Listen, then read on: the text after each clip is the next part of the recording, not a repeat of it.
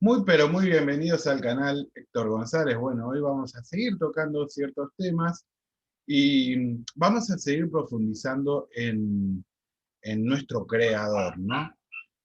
Eh, Ayer hemos llegado a una conclusión bastante importante con el video de qué es lo que nos muestra en la palabra del bien y el mal, ¿no? Y una de las cosas que hemos tocado y hablado es de que todo lo que produce Dios es lo real y no hay, sin Dios, sin el Creador, no tendríamos nada, no existiría nada. O sea que si Dios es el que produce todo, eh, sin Él no existe nada. Entonces, eh, esta es una cuestión de sentido común, ¿no? Entonces es muy interesante que nosotros vayamos a ahondar y a esta nada vamos a llamarla vacío. Esto explicaría el por qué muchas personas, aunque están eh, con una vida muy intensa, ¿no? Porque de repente aquellas personas que lo tienen todo, cuando estamos hablando de cosas superficiales, ¿no? Como, no sé, la fama, dinero, no sé, familia, amor, todo lo que nosotros podamos llegar a considerar que podemos lograrlo por nuestro propio esfuerzo, ¿no? Todo lo que nosotros palpamos, ¿no? Eh, ¿Cómo es que ciertas personas que de repente lo tienen todo en la vida, eh, uno puede percibir que en su intimidad esas personas eh, sufren de un gran vacío, de una gran ausencia, ¿no? Y esto la escritura lo trata muy, muy bien, ¿no? Entonces, si Dios es el que produce todo lo que es real, si uno está lejos del Creador, sería lógico que nosotros no tengamos nada.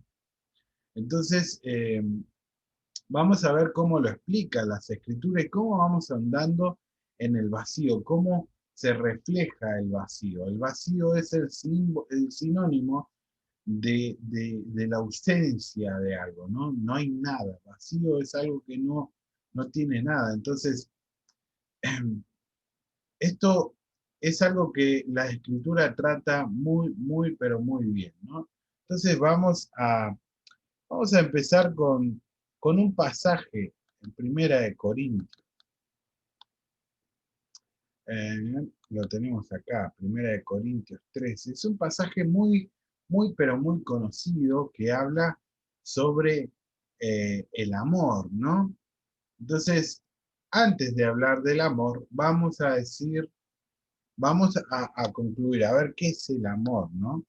El amor es uno de los atributos de Dios, es algo de lo que genera Dios, ¿no? Por ende, lo contrario a cuando está la ausencia del amor, sería el odio, ¿no? Eh, es un concepto vacío el odio.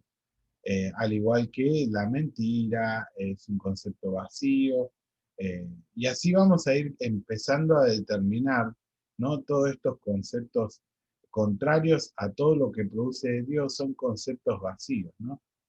Entonces, vamos a ver qué nos dice la escritura sobre el amor, qué es el amor. Vamos, por ejemplo, eh, eh, a este pasaje. Eh, el pasaje 15. Si alguien reconoce a Jesús, que Jesús es el Hijo de Dios, permanece en Dios y Dios en él. Así sabemos que Dios nos ama y confiamos en el amor que Él nos tiene. Dios es amor y el que permanece en el amor permanece en Dios y Dios en él. Entonces acá encontramos una definición tácita. ¿Qué quiere decir esto?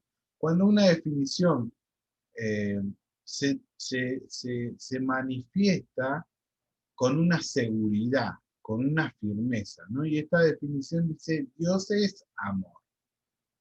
Y el que permanece en el amor, permanece en Dios y Dios en él.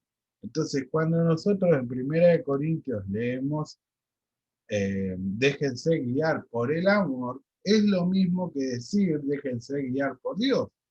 Entonces, si nosotros hacemos este ejercicio de cambiar o interpretar al amor como Dios, todo este pasaje que vamos a leer ahora, tengamos en cuenta esa correlación, ¿no?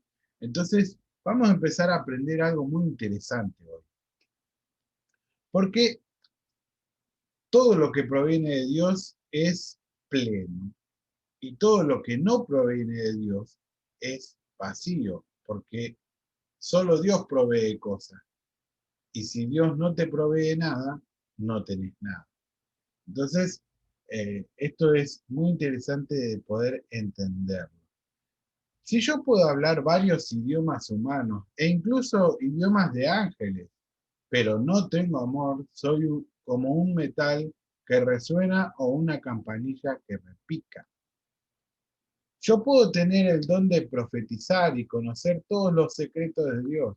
También puedo tener todo el conocimiento y tener una fe que mueva montañas, pero si no tengo amor, si no tengo al Creador, no soy nada.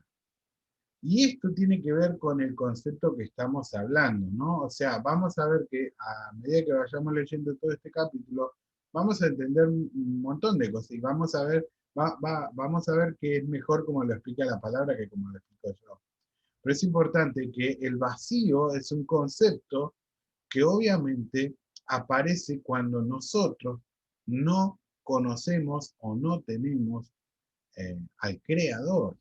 Entonces, fíjense que el hecho de que uno tenga conocimiento no quiere decir que tengamos, eh, no quiere decir nada. ¿Y por qué digo esto? Dice, yo puedo tener el don de profetizar y conocer todos los secretos de Dios. También puedo tener el conocimiento, todo el conocimiento y tener una fe que mueva montañas, pero si no tengo amor, no soy nada. Puedo entregar todo lo que tengo para ayudar a los demás, hasta ofrecer mi cuerpo para que lo quemen, pero si no tengo amor, es como eso no me sirve de nada. El amor es paciente y bondadoso. El creador no es envidioso, podríamos traducir. El padre no es presumido ni orgulloso. El amor no es descortés ni egoísta. No se enoja fácilmente. El amor no lleva cuentas de las ofensas, perdón. No se alegra de la injusticia, sino de la verdad. El amor acepta todo con paciencia, siempre confía, nunca pierde la esperanza y todo lo soporta. El amor no tiene fin. Claro, ¿por qué? ¿Por qué no tiene fin? Porque es el creador. Entonces, ahí vamos empezando a entender esto, ¿no? ¿Por qué es tan importante conocer al creador? ¿Por qué es tan importante conocerlo, entenderlo, guardar su mensaje, sus enseñanzas? ¿Por qué es tan importante enfocarnos en él en la vida? Porque uno puede enfocarse en distintas cosas en la vida. Uno puede enfocarse en sí mismo, usar todo lo que Dios nos dio, en nuestras capacidades, las podemos usar para vivir la vida, como dice. Pero realmente eso siempre nos va a llenar de vacío y nunca vamos a estar plenos. Entonces, dice, el amor no tiene fin, algún día el don de profetizar cesará, el don de hablar en lengua se acabará, el de conocimiento se terminará. Ahora solo en parte conocemos y profetizamos, pero cuando venga lo perfecto, todo lo que es en parte se acabará. Cuando era niño, como niño, hablaba como niño, pensaba como niño y razonaba como niño, pero ya de adulto dejé de comportarme como niño. Sucede lo mismo con nosotros. Ahora vemos todo como el reflejo tenue de un espejo oscuro, pero cuando llegue lo perfecto, nos veremos con el Creador o con Dios cara a cara. Ahora mi conocimiento es parcial, pero luego mi conocimiento será completo. Conoceré a Dios tal como Él es, perdón, tal como Él me conoce a mí. Ahora permanecen estas tres cosas, la fe, la esperanza y el amor, pero el más grande de todo es el amor. Qué interesante, ¿no? O sea, el hecho de que nosotros vayamos a profundizar en el conocimiento de la palabra, obviamente no nos va a dar todo lo que realmente es Dios, pero hay una esperanza de que si nosotros seguimos en ese camino, algún día lo veremos a Dios tal cual como Él es, a nuestro Creador. Entonces, es muy interesante este pasaje, ¿no? Ahora, me gustaría ir a Primera de Corintios, porque quiero entrar en un tema muy interesante. Vamos a profundizar, porque a veces, como decía recién cuando empezamos, ¿no? A veces nos enfocamos en cosas eh, superficiales, ¿no? Como por ejemplo la sabiduría.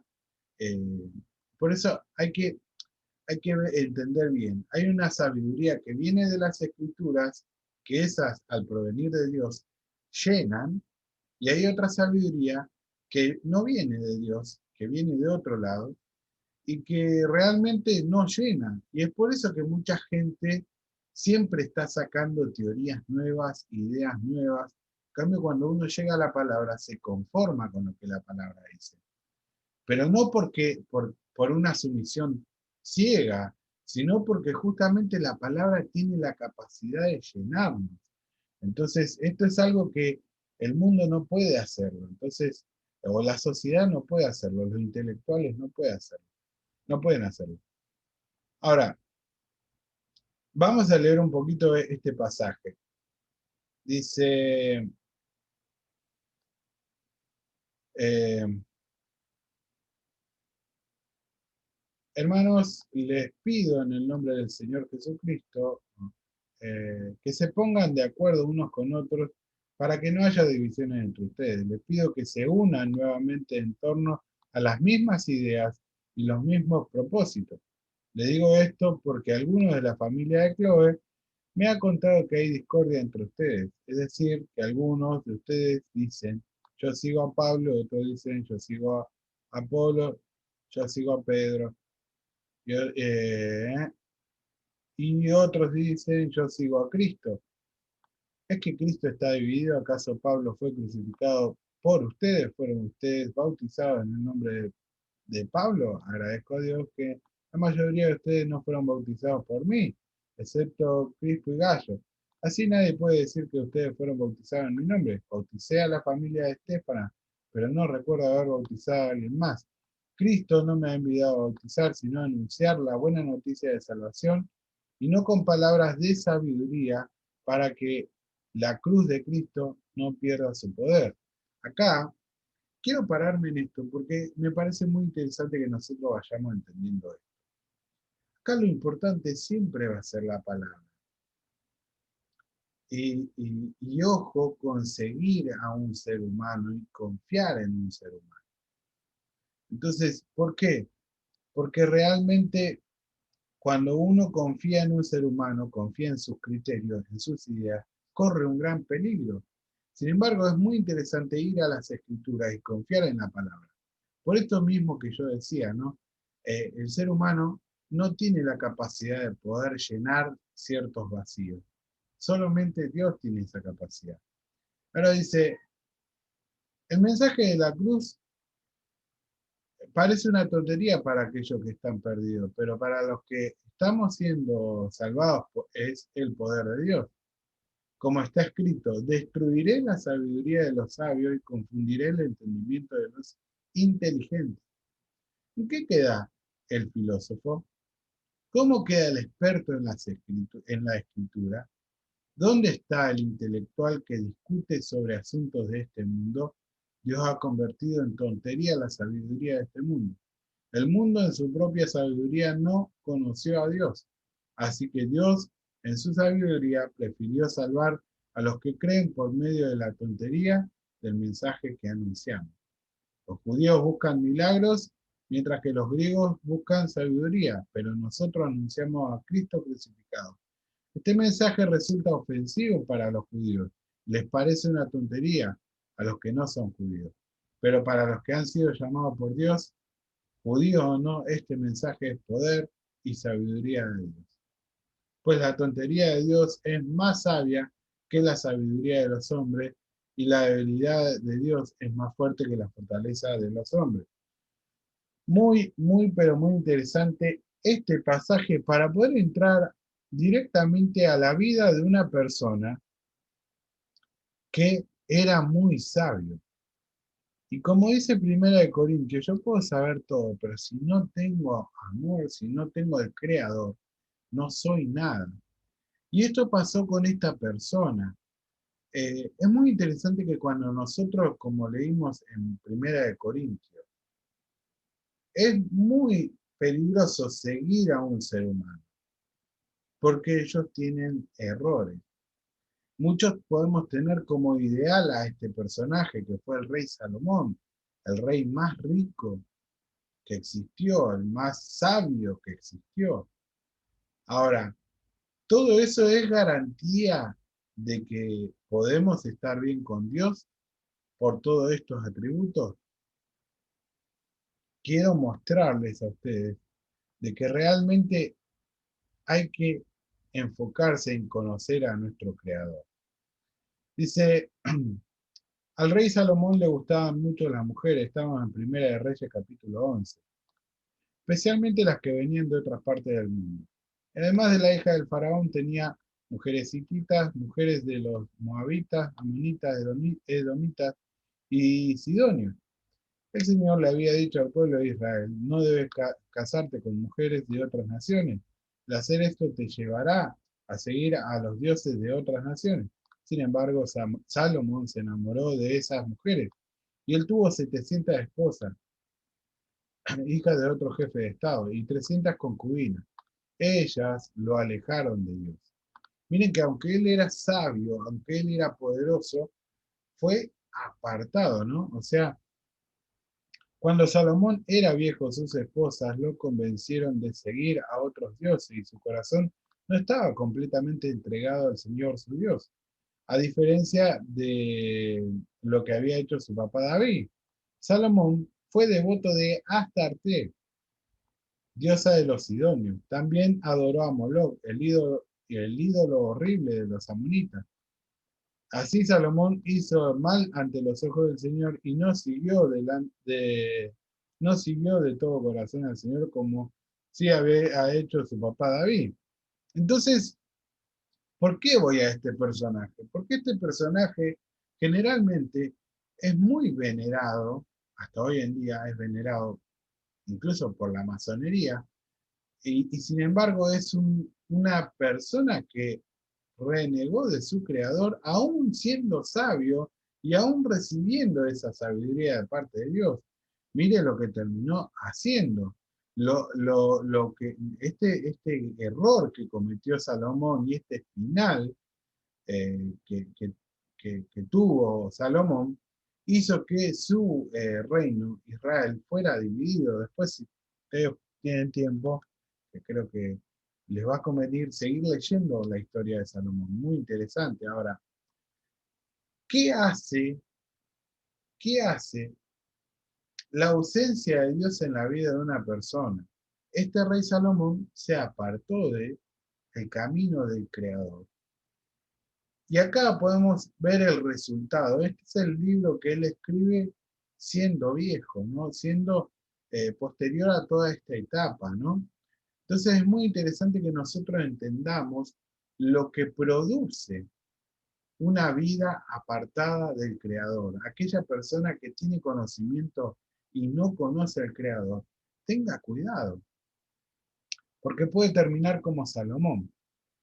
Salomón tuvo todo en la vida, pero miren cómo empieza uno de sus últimos libros que escribió. Esto es lo que dijo el maestro. Estamos en el libro de Eclesiastés, en el capítulo 1. Hijo de David y rey de Jerusalén. Estamos hablando de Salomón. Nada tiene sentido, dice el maestro. Nada en absoluto tiene sentido. ¿Qué gana el ser humano con todo el trabajo que realiza bajo el sol? Entonces, si uno empieza a leer todo este libro sin entender quién lo escribió y en qué situación espiritual se encontraba, uno puede llegar a confundirse, porque uno puede llegar a creer lo que esta persona está diciendo. Entonces, y es real que cuando uno se aparta del creador, nada tiene sentido. Es por eso que él miraba las cosas de esta manera. Y podemos encontrar en distintos capítulos muchas determinaciones bastante feas, ¿no? Entonces, eh, quiero mostrarles cuál es la raíz de este problema, eh, de este pensamiento, ¿no? Dice, entonces me propuse esto dice el capítulo 2. Voy a divertirme y probar los placeres y todo lo que es darse la gran vida. Pero esto tampoco resultó tener sentido. Es una tontería pasarse todo el tiempo sonriendo. No hacer más que divertirse no sirve de nada.